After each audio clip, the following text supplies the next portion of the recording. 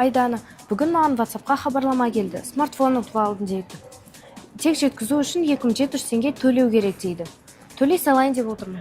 Тоқтай тұр, саған кім жазды? Таныс нөмір ме? Жоқ, бірақ логотипі белгілі брендке ұқсайды. Сайты да ресми сияқты.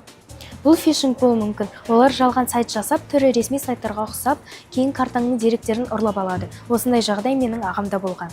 Фишинг – бұл алаяқтардың танымал компания атын жамылып, логин, пароль немесе банк картаңыздың деректерін алу тәсілі.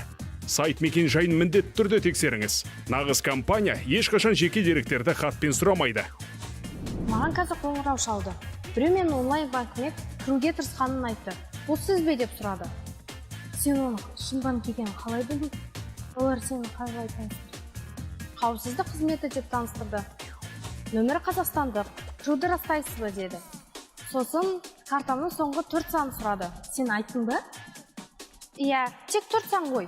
Кейін олар маған SMS-тен келген кодты да сұрады. Не бұл қауіпті? Банктер ешқашан SMS кодын сұрамайды. Егер саған олар қоңырау шалып тұрса, демек оларда сенің деректерің бар. Бірақ бәрі шынайы болған сияқты.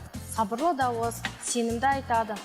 Бұл әлеуметтік инженерия. Алаяқтар сенім орнатып, қызметкер боп, полиция не туыс боп танысады. Стресске салады.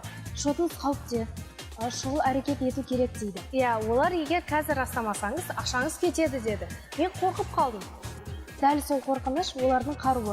Сол кезде сен өзің-ақ керегін айтып қоясың. Олар тағы да шотта болып жатқан күмәнді іс-әрекеттерді тексеру үшін қосымша орнатуды сұрады. Жүктедім, бірақ ашпады. Күмәндаттым. Жақсы, ашпағаның дұрыс болды. Ондай қосымшалар телефонға толық қолжетімділік береді. Хабарламаларыңды оқиды, кодтарыңды алады, тіпті экранды басқара алады. Бұл шынайы қорқынышты екен. Бұрын мұндай маған қатысы жоқ деп ойлайтынмын. Бізге тікелей қатысы бар. Бәрі интернеттен істейміз.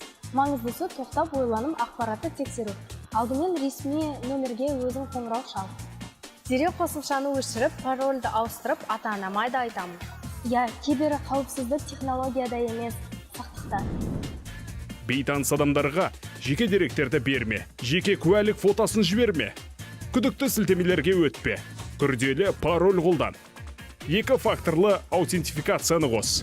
Уақыт өзгереді, алаяқтар да бір орында тұрмайды. Бірақ сақ болсаң, алдын ала бәрін алуға болады. Енді біреуге бір нәрсе жібермес бұрын 100 рет ойланамын. Молодец, құрбым.